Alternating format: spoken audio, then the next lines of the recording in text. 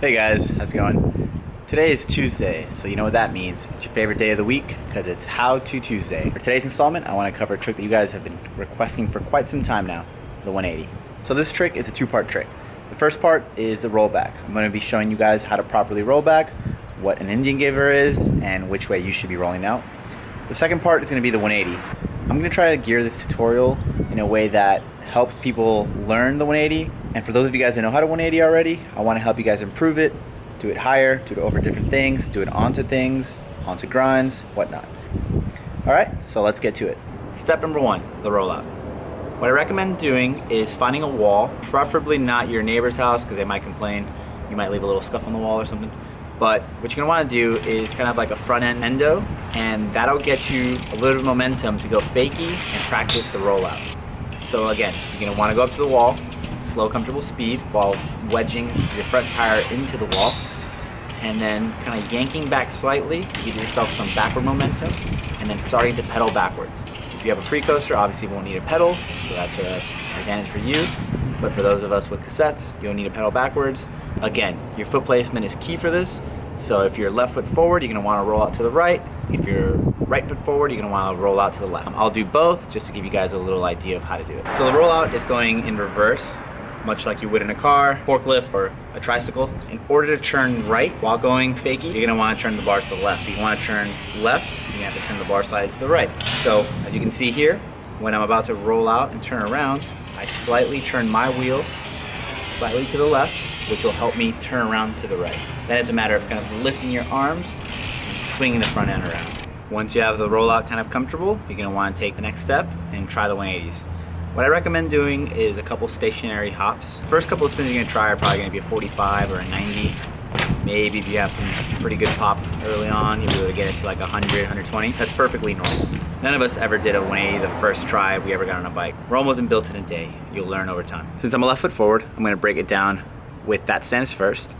As you can see in these replays, what I'm going to be doing is at a really slow, gradual pace, I'm going to start yanking initially with my front end.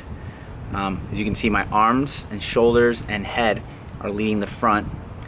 As I start to hop and swing the 180 over, you'll see that my back foot, my right foot, will be pushing the back end simultaneously while hopping up. It's one fluid motion, so you're going to be hopping with the front end, spinning to the right with your head and shoulders, having your hands yank the handlebar, and your back right foot pushing the back end. I also did this trick goofy, so I'm left foot forward and I'm spinning to the left counterclockwise for those that are counting. And as you can see, the only difference is that my back right foot is now pulling the back end instead of pushing it. That'll be the only dramatic difference, but it's going to be the same fluid motion of lifting with your front end, leading with your head, shoulders, and your arms yanking the bars, and then your right foot pulling the back end around to complete the 180. So once you're doing the stationary 180s pretty comfortably, you're going to want to try them with a little bit of momentum. So I'm going to demonstrate here how to do them with a little more speed. The only difference is really the confidence. Once you know that you can fully 180, you shouldn't be afraid of the speed. It's just calculating how much speed and how much yank and pop you're going to need. The faster you're going, the more lofty you're going to want to make the 180. And what I mean by that is lifting your front end higher and then matching the back end to that height. So you're going to want to tuck your legs up higher. It's actually easier to 180 over things than it is to straight hop it because you don't have to clear the whole length of your bike. Let's say your bike is about 4.5 feet long. Well, when you're doing straight hop, all 4.5 feet of your bike have to clear it. But when you're doing a 180 over thing, I would say only 2.5 feet are really gonna have to clear it. Once you're doing that hop, you're about 90 degrees into it. So the remaining 90 degrees you have to get over it will only be about this much space.